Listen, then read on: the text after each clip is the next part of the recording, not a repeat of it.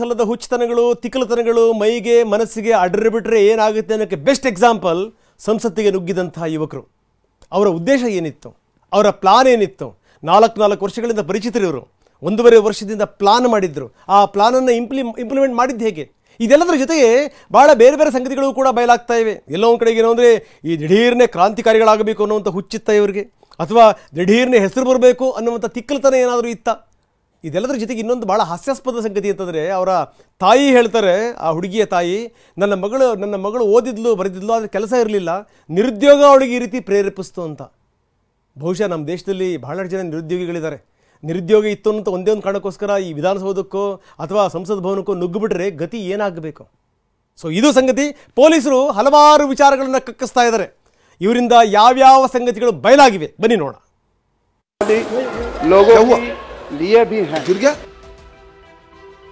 6 ಮಂದಿ 3 ಕಾರಣ. ಲೋಕಸಭೆಯಲ್ಲಿ ಕಲರ್ ಸ್ಮೋಕ್ ದಾಳಿ. ಮೈಸೂರು, ಉತ್ತರ ಪ್ರದೇಶ, ಹರಿಯಾಣ, ಮಹಾರಾಷ್ಟ್ರ, ಏನಿದು ನೆಟ್ವರ್ಕ್?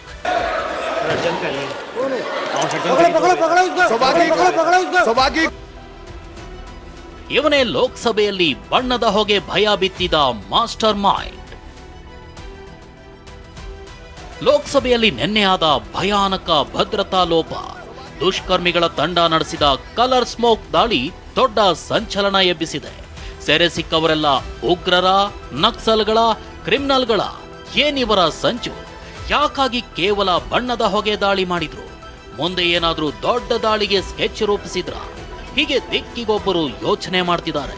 ಇದೇ ವಿಚಾರ ಇಂದು ಸಂಸತ್ತಿನ ಉಭಯ ಸದನಗಳಲ್ಲಿ ದೊಡ್ಡ ಕೋಲಾಹಲವನ್ನೇ ಎಬ್ಬಿಸಿದೆ.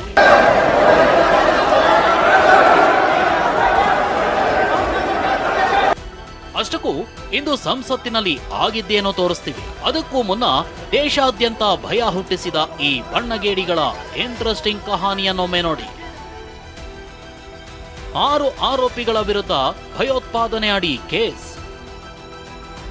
ಬಂಧಿತ ಆರೋಪಿ ವಿಚಾರಣೆಗೆ ಕಸ್ಟಡಿಗೆ ನೀಡಿದ ಕೋರ್ಟ್.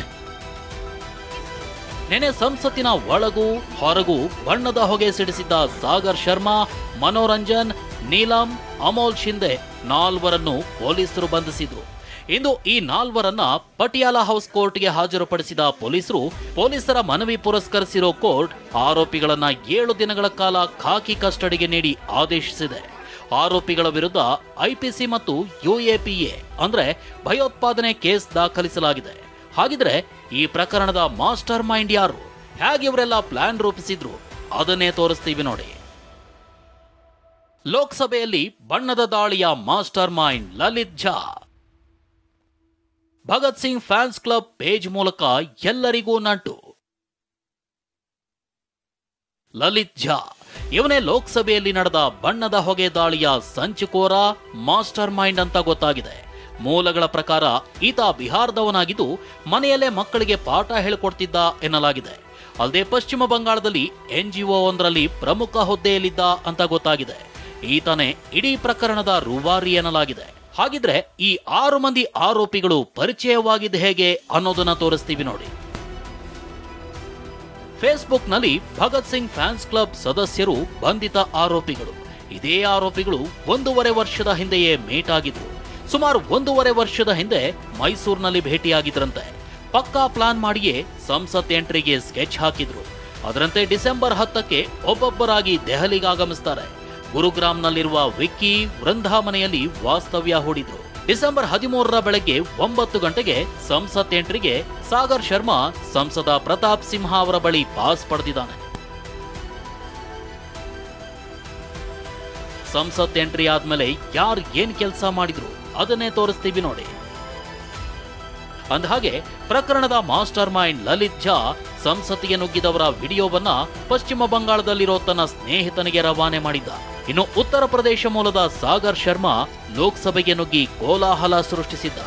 ಶೂನಲ್ಲಿರೋ ಕಲರ್ ಸ್ಮೋಕ್ ತೆಗೆದು ಸಿಡಿಸಿದ್ದ. ಮೈಸೂರು ಮೂಲದ ಮನೋರಂಜನ್ ಸಂಸದ ಪ್ರತಾಪ್ ಸಿಂಹ ಅವರ PA ಕಡೆಯಿಂದ ಪಾಸ್ ಕಲೆಕ್ಟ್ ಮಾಡ್ಕೊಂಡು ಬಂದಿದ್ದ. ಈ ಹಿಂದೆಯೇ ಸಂಸತ್ತಿಗೊಮ್ಮೆ ಬಂದು ಹೋಗಿದ್ದ ಮನೋರಂಜನ್ ಸಂಸತ್ತಿನಲ್ಲಿ ಎಂಟ್ರಿಗೆ ಶೂಗಳನ್ನ ಚೆಕ್ ಮಾಡಲ್ಲ ಅನ್ನೋದನ್ನ ಪತ್ತೆ ಮಾಡಿದ್ದಾನೆ. ಇನ್ನು ನೀಲಂ ದೇವಿ ಮತ್ತು ಮಹಾರಾಷ್ಟ್ರ ಮೂಲದ ಅಮೋಲ್ ಶಿಂದೆ ಸಂಸತ್ತಿನ ಹೊರಭಾಗದಲ್ಲಿ ಕಲರ್ ಸ್ಮೋಕ್ ಸಿಡಿಸಿ ಸರ್ವಾಧಿಕಾರಿ ಧೋರಣೆ ನಡೆಯಲ್ಲ ಅಂತ ಘೋಷಣೆ ಕೂಗಿದ್ರು. ಇನ್ನು ಅಂತಿಮವಾಗಿ ಮತ್ತೊಮ್ಮೆ ವಿಕ್ಕಿ ಅನ್ನೋ ಆರೋಪಿಯು ಇದರಲ್ಲಿ ಭಾಗಿಯಾಗಿದ್ದು, ಈ ವಿಕ್ಕಿ ಉಳಿದ ಆರೋಪಿಗಳಿಗೆ ಗುರುಗ್ರಾಮದಿಂದ ಸಂಸತ್ತಿನವರೆಗೆ ಪ್ರಯಾಣಕ್ಕೆ ವ್ಯವಸ್ಥೆ ಮಾಡಿಕೊಟ್ಟಿದ್ದ. ಅಷ್ಟೇ ಅಲ್ಲ, ಗುರುಗ್ರಾಮದ ತನ್ನ ನಿವಾಸದಲ್ಲಿ ವಾಸಕ್ಕೆ ವ್ಯವಸ್ಥೆ ಮಾಡಿದ್ದ. ಸದ್ಯ ಈತ ಮತ್ತು ಈತನ ಪತ್ನಿಯನ್ನ ವಶಕ್ಕೆ ಪಡೆದು ಪೊಲೀಸರು ವಿಚಾರಣೆ ನಡೆಸಿದ್ದಾರೆ.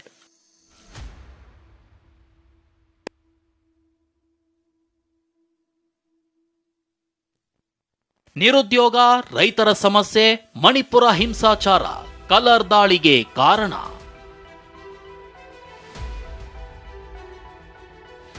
ಬಂಧಿತ ಆರೋಪಿಗಳು ಯಾವುದೇ ಸಂಘಟನೆ ಜೊತೆ ಗುರುತಿಸಿಕೊಂಡಿರೋ ಮಾಹಿತಿ ಇದುವರೆಗೂ ಸಿಕ್ಕಿಲ್ಲ.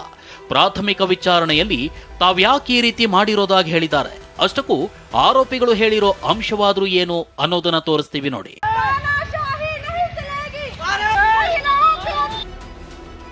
ದೇಶದಲ್ಲಿ ನಿರುದ್ಯೋಗ ಸಮಸ್ಯೆ ಹೆಚ್ಚಾಗಿದೆ.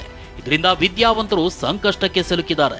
ಹಾಗೆಯೇ ದೇಶದಲ್ಲಿ ರೈತರ ತೊಂದರೆ ಸಾಕಷ್ಟು ಸಮಸ್ಯೆಗಳಾಗಿವೆ. ರೈತರ ಬೆಳೆಗೆ ಸೂಕ್ತ ಬೆಂಬಲ ಬೆಲೆ ಸಿಗ್ತಿಲ್ಲ, ಮಳೆ ಇಲ್ಲ, ರೈತರ ಆತ್ಮಹತ್ಯೆಗಳು ಹೆಚ್ಚಾಗ್ತಿವೆ. ಇದರ ಜೊತೆಗೆ ಮಣಿಪುರದಲ್ಲಿ ಹಿಂಸಾಚಾರ ಆಗಿತ್ತು. ಇದರ ಬಗ್ಗೆ ಯಾರೂ ಕೂಡ ಗಮನ ಹರಿಸಿಲ್ಲ.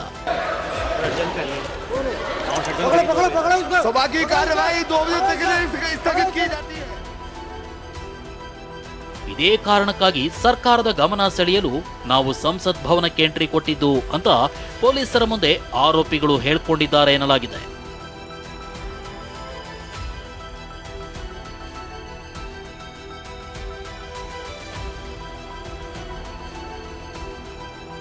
ಮೈಸೂರಿನ ಮನೋರಂಜನ್ ಮನೆಗೆ 2 ಬಾರಿ ಬಂದಿದ್ದ ಸಾಗರ್.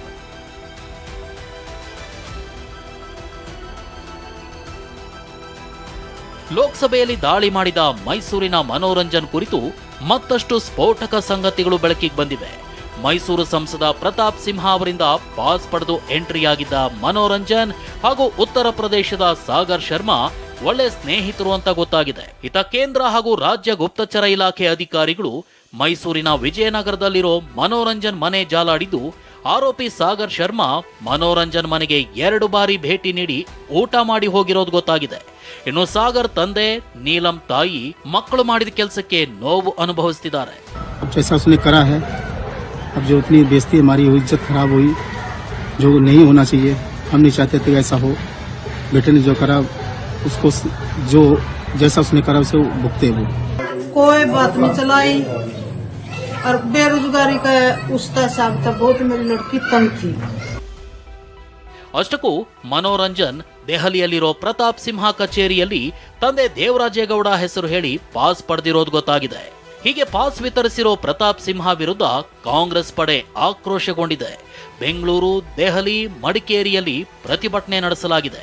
ಆದರೆ ಮನೋರಂಜನ್ ಪ್ರತಾಪ್ ಸಿಂಹ ಪರ ಕೆಲಸ ಮಾಡ್ತಿದ್ದ. ಪ್ರತಾಪ್ ಐಟಿ ಸೆಲ್ನವರು ಇವರೆಲ್ಲ ಅಂತ ಕಾಂಗ್ರೆಸ್ ವಕ್ತಾರ ಲಕ್ಷ್ಮಣ್ ಆರೋಪಿಸಿದ್ದಾರೆ. ದೇಶದ ಆಡಳಿತ ಸೌಧಕ್ಕೆ ನುಗ್ಗಿ ಆತಂಕ ಸೃಷ್ಟಿಸಿರೋ ದುಷ್ಕರ್ಮಿಗಳು ಜೈಲು ಸೇರಿದ್ರೆ, ಇತ ಪೊಲೀಸರು ಆರೋಪಿಗಳ ಹಿನ್ನೆಲೆ ಕೆದಕ್ತಿದ್ದಾರೆ.